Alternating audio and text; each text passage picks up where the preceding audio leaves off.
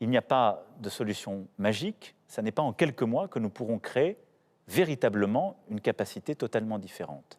Nous ne pourrons pas non plus, compte tenu du fait que les autres pays européens sont saturés, faire appel à une main-d'œuvre étrangère à court terme. Du reste, quand bien même nous pourrions ouvrir beaucoup plus de lits, et malgré l'effort de doublement que nous avons réussi, qui peut sérieusement vouloir que des milliers de nos compatriotes passent des semaines en réanimation avec les séquelles que cela implique sur le plan médical? Quelle est donc aujourd'hui la bonne stratégie à retenir? Confiner les plus âgés, les plus vulnérables, tester, alerter, protéger, augmenter les lits de réanimation. Aucune de ces solutions n'est suffisante en l'état actuel. Il faut aller plus loin. Après avoir consulté les scientifiques, dialogué avec les forces politiques, économiques et sociales, après avoir échangé aussi avec tous nos partenaires européens et pesé le pour et le contre, j'ai décidé qu'il fallait retrouver, à partir de vendredi, le confinement qui a stoppé le virus. Tout le territoire national est concerné, avec des adaptations pour les seuls départements et territoires d'outre-mer. Mais parce que nous avons appris des événements du printemps, ce confinement sera adapté sur 3 points principaux.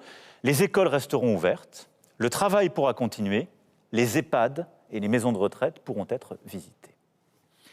Quelles seront les règles de cette nouvelle étape? Et le gouvernement, demain, les détaillera lors d'une conférence de presse. Il y a d'abord ce qui ne changera pas par rapport à ce que nous avons vécu au printemps. Comme au printemps, vous pourrez sortir de chez vous uniquement pour travailler, vous rendre à un rendez-vous médical, pour porter assistance à un proche, pour faire vos courses essentielles ou prendre l'air à proximité de votre domicile. C'est donc le retour de l'attestation. Comme au printemps, les réunions privées en dehors du strict noyau familial seront donc exclues. Les rassemblements publics seront interdits et vous ne pourrez pas vous déplacer d'une région à l'autre, à l'exception des retours de vacances de la Toussaint. Et donc, il y aura une tolérance durant ce week-end de retour pour que chacune et chacun puisse revenir de son lieu de vacances, pour que les familles puissent s'organiser. Les commerces qui ont été définis au printemps comme non essentiels, les établissements recevant du public, notamment les bars et restaurants, seront fermés. Comme au printemps, le « quoi qu'il en coûte », cette réponse économique parmi les plus protectrices du monde se poursuivra. Elle sera même plus importante qu'en mars pour nos petites entreprises fermées administrativement, avec la prise en charge jusqu'à 10 000 € par mois de leurs pertes en chiffre d'affaires. Les salariés et les employeurs qui ne peuvent pas travailler continueront quant à eux à bénéficier du chômage partiel. Et nous compléterons par des mesures de trésorerie pour les charges, les loyers des prochaines semaines. Et un plan spécial sera fait pour les indépendants, les commerçants, les très petites et moyennes entreprises qui, je le sais, redoutent plus que tout les prochaines semaines. Par rapport à mars-avril, nous avons, je le disais, appris et nous avons progressé. C'est pourquoi certaines règles vont évoluer. D'abord, nos enfants ne sauraient être durablement privés d'instruction, d'éducation, de contact avec le système scolaire. Trop de conséquences, trop de dégâts, en particulier pour les plus modestes. Les crèches, les écoles, les collèges et les lycées demeureront donc ouverts avec des protocoles sanitaires renforcés.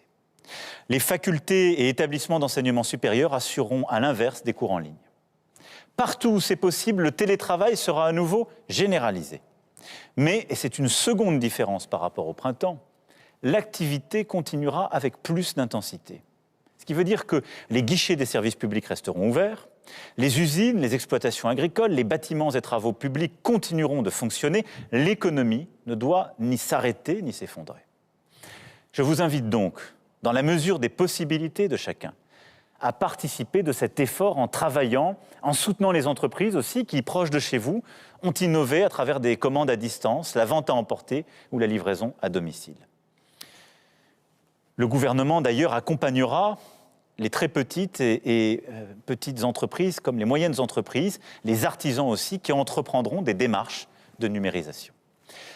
Nos frontières intérieures à l'espace européen demeureront ouvertes et, sauf exception, les frontières extérieures resteront fermées. Bien évidemment, les Français de l'étranger resteront libres de regagner le territoire. Dans les ports, les aéroports, pour les déplacements internationaux, des tests rapides obligatoires seront déployés pour toutes les arrivées. Aucun voyageur ne doit pouvoir entrer sur le territoire européen sans qu'on soit certain qu'il n'est pas porteur du virus.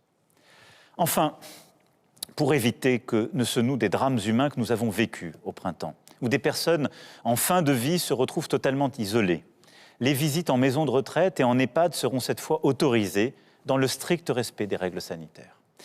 Je souhaite aussi que les personnes en situation de handicap puissent bénéficier des souplesses dont elles ont besoin. Quant aux cimetières en cette période marquée par la Toussaint, ils demeureront ouverts et je veux que nous puissions continuer à enterrer dignement nos proches.